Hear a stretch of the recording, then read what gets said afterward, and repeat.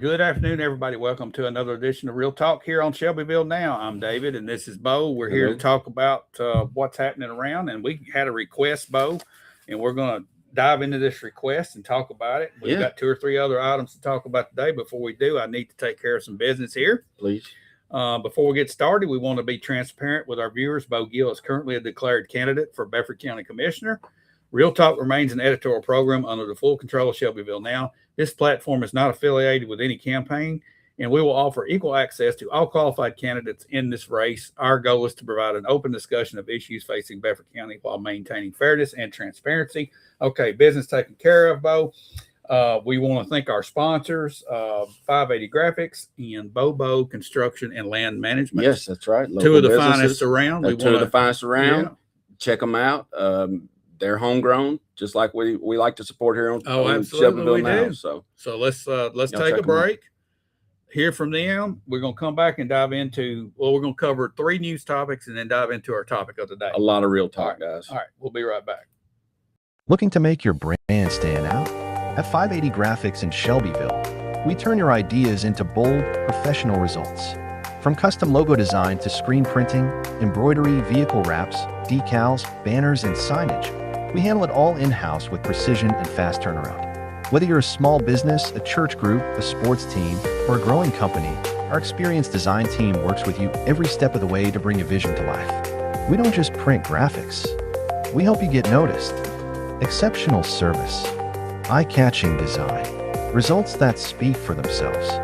Visit 580 Graphics today and let your brand make a statement.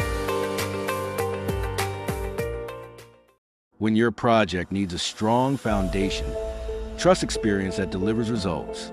At Bobo Construction and Land Management, we bring over 25 years of expertise to every job, from demolition, land clearing, and site preparation, to underground utilities, drainage solutions, concrete, asphalt, and building pads. We handle every phase with precision and professionalism, serving residential, commercial, and industrial clients across Middle Tennessee. Our team is committed to quality work, clear communication, and projects completed safely and on schedule. For dependable results you can build on, choose Bobo Construction and Land Management. Again, thank you to our 2 outstanding sponsors, 580 Graphics and Bobo Construction and Land Management. The best ones around. Well, Bo, we've got some breaking news today. First of all, we'll get to the Uncle Nearest case. There was a hearing this morning, and the bankruptcy, Chapter 11 bankruptcy is off the table. It's not going to happen. Now, a lot of details have gone on this week. We'll talk about this on the weekend wrap-up show to summarize it and go over all the events of this week. That's right. Other breaking news, Rick Insell is retiring from MTSU. He will be stepping down after this season. Yes. After a fantastic coaching career. Wow. A legacy everywhere he went. Yep. Shelbyville Central High School. I forgot how many years, but it was 70s, 80s, 90s, probably the early 2000s. And then after that, what does he do? He creates a whole new legacy, Middle Tennessee Raider women's basketball. And it's amazing what he's done. I look forward to what, the next coach will do there. But wow, I mean, it possibly might be his son. I wouldn't doubt if it was, and it should be. I mean, he's actually put in dirt, and where he didn't just, here's your job. Bubba was he was a head coach in Mississippi. He's been around. He knows the game, and he grew up around it. And he was a baller too. I mean, Bubba could play, but the Insell family is fine. They could all coach a team, but to see the legacy that Rick Insell has left on Middle Tennessee area, it's cool to have a Shelbyville tie to that. And another tie to this whole thing, Chad Spencer is the new Shelbyville Central High School Golden Eaglet coach. Wow, this is a protege of Coach Insell. It is. And Chad, I said this yesterday to some people.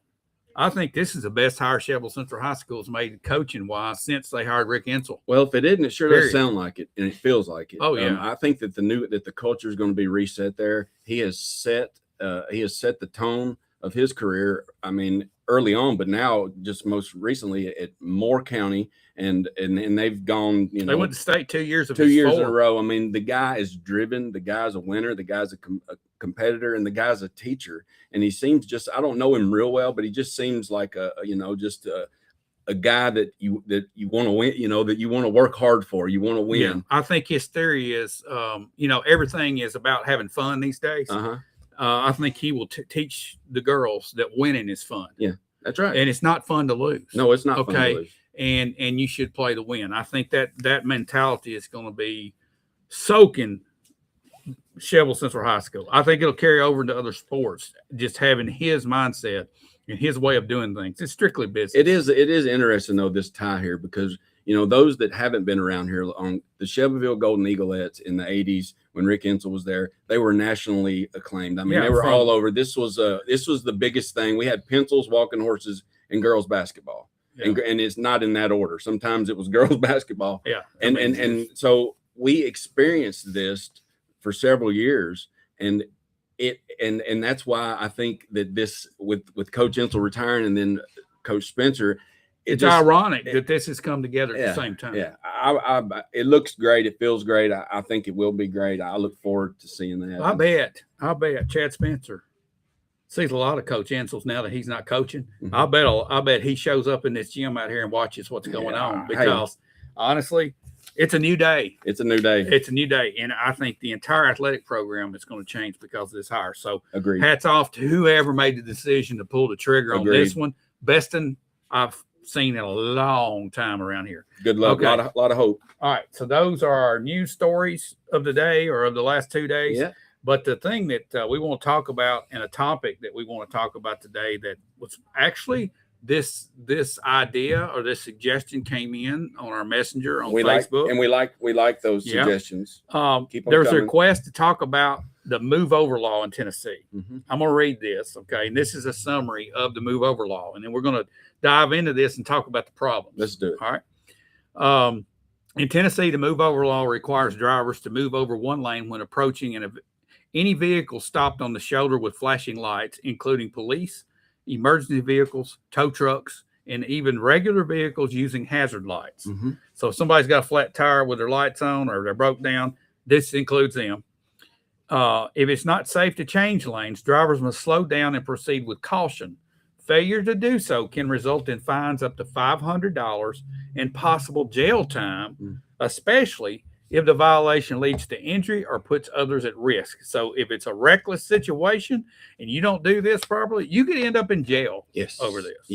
That's pretty serious. And you should. And you know what else you could end up? You could also end up, having to live with the guilt of killing somebody, because this has happened, and it's happened in Tennessee, and it's happened all over the nation. And that's the reason why this law exists. It's for the safety of whoever is over there doing whatever they need to do. If they've let you know with their flashers, hey, we're here, slow down, look over, look behind you, make sure it's safe to move over, and then move over. And just like the law says, I have been in this situation where it was so packed that you could not safely get over.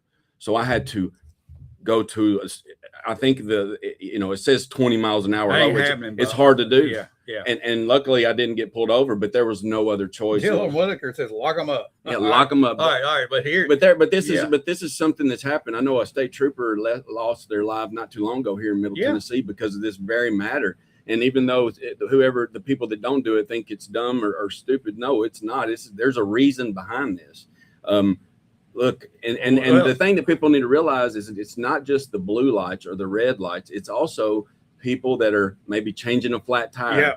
Whatever. Anybody pulled over. With the flashing lights on. And most everybody pulls over is going to flash their lights. But let's talk. This is there's two places in Bedford County where this applies. 231 North headed to Murfreesboro, and 41A headed to Tullahoma. That's where you have two lanes on each side of the road and a shoulder. Yes. And you're going to see 9 times out of 10, if you're going to Murfreesboro or if you're going to Tullahoma on any given trip, you're going to see somebody pulled off on the side of the road. Somebody has the luck. And you're going to see some numbskull on this stupid cell phone trying to text and drive, run right by them and never do anything. Yes. All right. There we go. Here we go. Here's a problem. Here's our next problem. All right. But let's dive into this a little bit further. So you've got This has happened to me multiple times going north, just going to church out on 231. There'll be somebody pulled over. Left lane is just packed block of people coming by driving like maniacs. Okay. Everybody has to pay attention. If I'm in the left-hand lane, I need to be aware that somebody's pulled over and these cars in the right-hand lane need to merge over into the left. Yes. That's my responsibility to make room for them. It is. And I've seen so many morons think they're the only one on the highway just whizzing by and not even giving a second thought to that guy trapped there. That's right. You've been trapped. I've been trapped. Look, these lights, these blue lights or red lights, they don't sneak up on you. No. You can plan this out. Exactly. So it's a kind of a long plan, okay, maybe if I can go on and get over, I will. Don't wait till the last minute. Don't wait till the last second. But listen, here's another thing that's happened is I think that a lot of times, surely the officer or somebody that's maybe broke down, they won't open the door right when a car passes. Well, guess what? Not too long ago, I saw there was a guy that had somebody pulled over. It was a state trooper. And as soon as I moved over, I did move over, but as soon as I passed, he opened his door just like that. Well, if I was there, I would have hit him. You know why? He's not thinking about that. He's assuming that everybody's getting out of the way, but people get trapped in there. Yeah, but I thought, I can't believe he threw it out right then. If I was right there, it was almost like he was trying to do it, which I know he wasn't. He's doing his job, and he's assuming that everybody's going to take heed to the blue lights. Yeah. But wow, I mean, that's how it happens, just like that. So don't think for a second that anybody that's pulled over, whether it be emergency personnel or someone changing a flat tire, if you think that they're going to wait or they're looking for you, don't assume that at all. Right. Because we would all hate to have to go home or go to jail because of something like that. Move over. It's the move over law. And the cell phone deal. Look, when you're that's a different thing, but here we go. Here we go. That adds a whole new. If you got the cell phone going on, then there's no way you can pay attention. You'll lose 40 yards just like that. 40 yards just like that. You lose 100 yards. Pretty doggone quick. Pretty doggone quick. And you think that things are just guaranteed. This road's always flat. Who knows the obstacle that could have gotten dropped off a truck right in front of it? Who knows? Animals. Pay attention. All right, so I'm gonna open this can of worms. Pay attention. Up. All right, I need to pay attention, Bo. Pay attention. All right, so I'm gonna open this can of worms up. We have these cell phones in our hands. We have them when we're driving. Everybody does. A lot of people have the voice, the hands-free. We are connected. We're connected. You got your Bluetooth on, but a lot of times you can't text with Bluetooth unless you use voice over. But you still got to pay attention. If you got a southern accent, if you're trying to have a conversation with somebody on the other end of a phone, that means you're going to have to read it. That's right. Okay. Read. That means you're taking your eyes off the road. Mm-hmm. I'm going to ask this. People that are out there listening today, do you feel like it would be an intrusion or an invasion of privacy if these cell phones cut off automatically when they were moving 20 miles an hour so you could not text? It would be a lot safer. When you can't text, but you can still voice. I think that'd be fair. I'm fair. I'm good with that. I know a lot of people may not be. Look, text it's not that immediate. If you need me, call me. I'd rather call. But the immediacy of the text message that us humans think we have to respond right then, we've got to eliminate that. And the expectation, on the other hand, of the person that receives the text to immediately handle it and respond needs to be eliminated, because a lot of times that's the pressure people, especially young people, are under. What if you're the passenger? Okay, you ain't driving. Text away, buddy. Hey, or unless you don't, if you don't trust the driver, you need to probably keep your eyes on the driver. Yeah, it's exactly right. But if you're the driver, that's their, then you would have some way to override this. Look, this is almost, we're talking about laws, like what's the equivalency. This is almost, texting while driving is almost as equivalent, and not quite as a DUI, is driving under the influence. It can probably be more dangerous in certain scenarios. Of course, I think, driving while impaired is probably the worst, because you can get totally out of control. But then if you drink, a small amount and just barely, and it doesn't affect you, I think texting is worse. I'm guilty of it. And I don't do it all the time. I try not to, but I know some people that live on it. This texting and driving is more dangerous than driving under the influence of alcohol. Yes, probably. Yes, it is. That's exactly what I think. That's exactly what I think. And I think that it'll probably get to that point if we keep on, if they can, and they can demonstrate if you've been texting and driving, you know, through your history. I know through phones. I mean, they know what's called, and I like to see the data on that. But absolutely, it could be, you know, it's irresponsible behavior. Yeah. And yes, we're all guilty of it. Nobody, we're all just under this. We know we do it. Dylan, there would have to be some sort of way that there was a code that you could key in to override that. People are always going to cheat. Oh, they're going to cheat. There's going to be a way to override. But you remember back when they were going to put breathalyzers in the cars? Yes. It was back in the early 2000s. That was a big thing. We're going to make you have a breathalyzer. Yeah, I think they still before do the that. car starts. You got to blow in there before. They made it. Well, they made that to where it's for DUIs. Oh yeah. But But I think that was overruled somehow. Said it was unconstitutional. I don't know. So they were saying it was going to be in there, just like selling the cars with it in there. No. For people that were DUI, there were going to be an instrument hooked up in the starting mechanism of the car. Well, maybe when the breathalyzer, you had to pass it before you could get behind the wheel. Like you said, and there's a way to probably bypass that. If somebody did the test, there's a way to bypass it. It's us. It's our decision. It's ultimately our decision.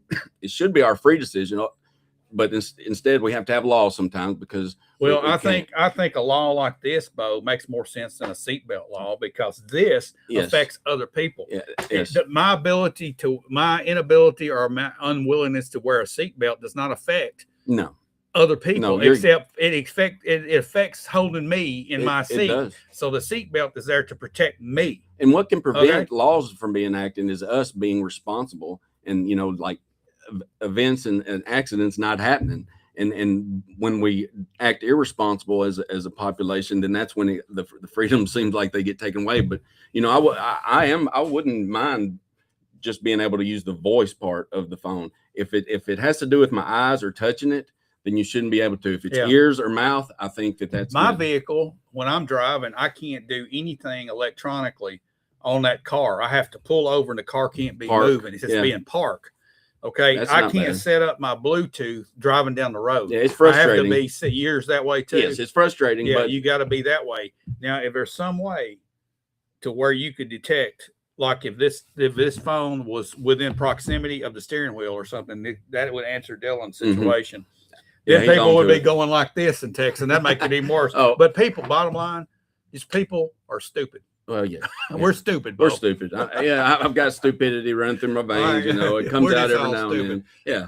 And we'll try to do anything we think we can get by with. But this move over law is there for a purpose. It's there to save lives. It's not there for an inconvenience to make you change lanes. No. It's there to protect our law enforcement, our emergency people, anybody that's on the side of the road with an emergency. Yeah, look it up. Look up the history of incidents that have happened if you don't believe it. I mean, it happens every year, sadly, even with the move over law. One more thing to mention is it kind of goes hand in hand with the move over law is when if you're driving and an emergency vehicle is approaching you, you move over. It's practical to move over to the right. I always put on my flashers or my blinker, move over to the right to let them know I got you. I got the signal. I'm getting over. Move over in emergency situations. Yep. Don't let them be honking at you, you know, and telling you to move out of the way. They're going to save somebody's life. It might be a false call or it might be, you know, just in time to save somebody's life. And I'll tell you something else that drives me insane, Bo. What's that? How many times have you been in a left-hand lane and the traffic was moving good and you run up on somebody that's running 30? Here we go. In a 55 or 60 or 65 miles on, dude's in 30 and another guy's over in the right-hand lane and they got the whole thing blocked, and dude in left is like on another planet somewhere. And this gets to what Dylan says, an IQ test before you start the car. I'm thinking there's a lot of people that might not ever get the car started. They wouldn't. But let's get practical for a minute. Okay. Those two lanes right there, you've got one for the traffic. You're supposed to be cruising. Some say it's the slow lane, but that's kind of the right lane supposed to be your cruising lane. You use the left lane to pass right, and to get back over. You can ride it if you're going quick. That's fine. But you know, it's mainly used let's use it like it's supposed to be. And let's not get side by side and get everybody. I don't think there's some people even know how to take the steering wheel and jut it over to the right. It's like brain dead. I mean, seriously, they're oblivious. And here's the thing: you can get your mind on something and get off driving and be right in that left-hand lane and have traffic blocked for miles. I've seen it happen. I was on a trip not long ago. I rode in that left-hand lane for like It's been like 15, 20 minutes behind this guy that would not move. And I looked behind me, and there was a mile of traffic on Interstate 65. Mm-hmm. And I'm going, this guy. But that's it right there. Yeah. That's what happens. That's what causes accidents and pileups. And careful driving and being aware is so, and not having anything to distract you. You can crank up the music.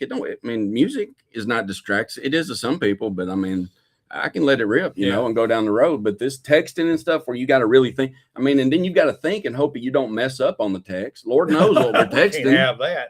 But here's another thing, Bo. And I've always been told from a young age, drive defensively, watch what everybody else is doing. Yeah. Okay. Well, that's assuming you're watching what you're doing yourself. Okay. And then you got to watch everybody else too. Yeah. And if you start paying attention, especially at traffic lights here in Shelbyville, Tennessee, if you pull up to a traffic light and you stop, I want you to look around and see if you see anybody with their phone. You'll see heads.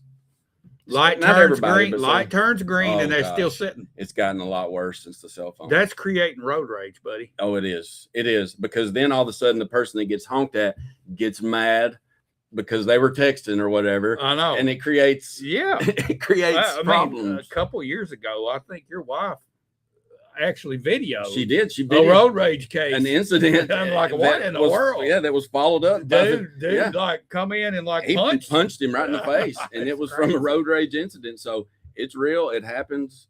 Bottom line. Everybody's got to pay attention to what they're doing. Me included? Everybody. Okay. And then you got to kind of watch what everybody else is doing. You got to watch yourself. Your head's got to be on a swivel, Bob. Always.